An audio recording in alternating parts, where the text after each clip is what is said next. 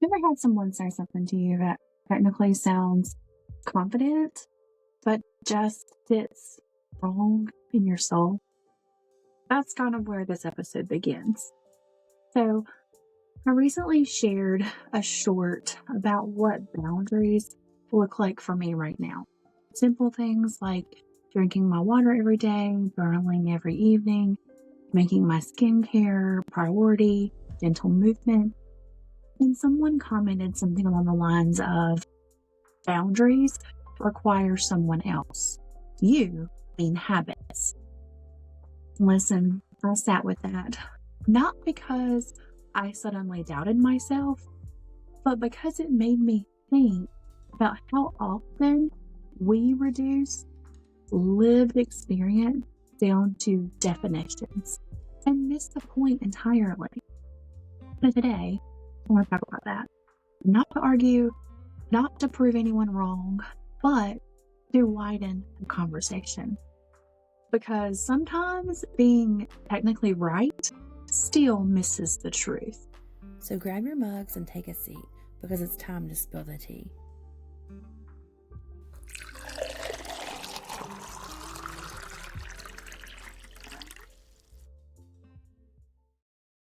Here's the thing.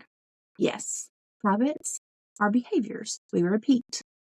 Yes, boundaries are often discussed in the context of other people. But that definition is incomplete because some of the most important boundaries that you will ever set aren't with other people.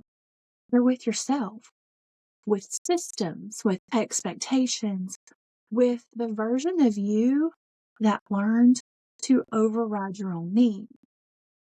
And when we reduce boundaries to only interpersonal conflict, we miss how burnout actually happens. Burnout doesn't come from one person crossing a line. It comes from hundreds of small moments where we don't protect ourselves. So when someone says that's not a boundary, that's a habit, what I hear is a narrow frame of mind, not a correction. And I don't need to dwell there because my body already knows the difference. This is where I want to pivot because this part matters.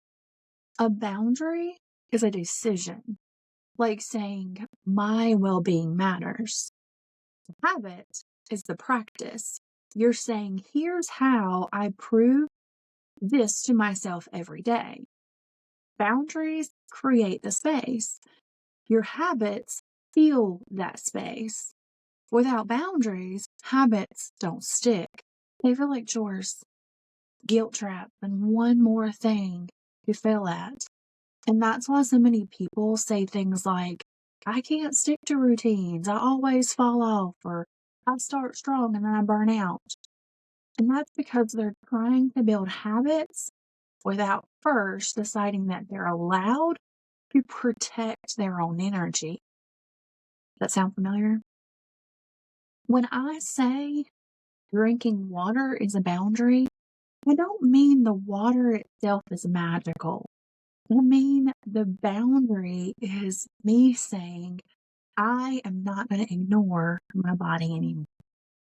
When I say journaling is a boundary, I don't mean that every page I write is profound, because it's not. What I'm saying is I make space to process daily instead of carrying that into the next day. When I say that skincare is a boundary, I'm not talking about vanity. I'm talking about slowing down, treating myself like someone worthy of that care. Those are internal boundaries. The habits are just how they show up. Let's talk about why habits actually stick, because that's where the conversation can get interesting. Habits stick when you believe that you're worthy of consistency. You're not constantly overriding your needs. The habit supports your nervous system instead of fighting it. If your internal dialogue is, I should do this, or I'll do this when I'm less busy, or I'll do this once I've earned it, that's not a habit problem. That is a boundary problem. You haven't decided that your care is non-negotiable yet. And this can be especially true in education, caregiving, and helping professions, at least in my opinion. A lot of our boundaries aren't with individuals. They're with systems that will take everything you give and still ask for more. The boundaries look like logging off, creating routines that protect your body and your time, choosing sustainability over constant output, stepping back before your body forces you to. But that pause that I took back in October, that was a boundary. And then the massage that I got in December, that was a response to listening to my body sooner instead of later. The habits came after the decision to set a boundary. I think people get uncomfortable when boundaries aren't framed as confrontation, because internal boundaries, that requires reflection. They ask, where am I abandoning myself? What am I pushing through that doesn't need pushing? What would happen if I stopped explaining myself? And not everyone is ready for that. But if you're listening to this, you probably are. If you've been trying to build better habits and you're feeling like you're failing, I want you to consider this instead. What boundary needs to come first? Not a planner, not a routine overhaul, not discipline, just one decision internally that says I'm allowed to care for myself without justification. The habit will grow from there, from that decision. Now, take a breath with me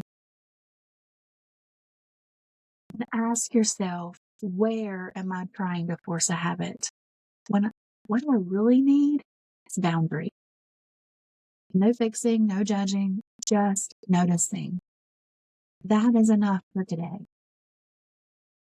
Thank you for spending this moment with me. Remember, boundaries don't have to be loud to be real, and habits don't have to be perfect to be meaningful. Take what you need, leave the rest, and meet yourself where you are.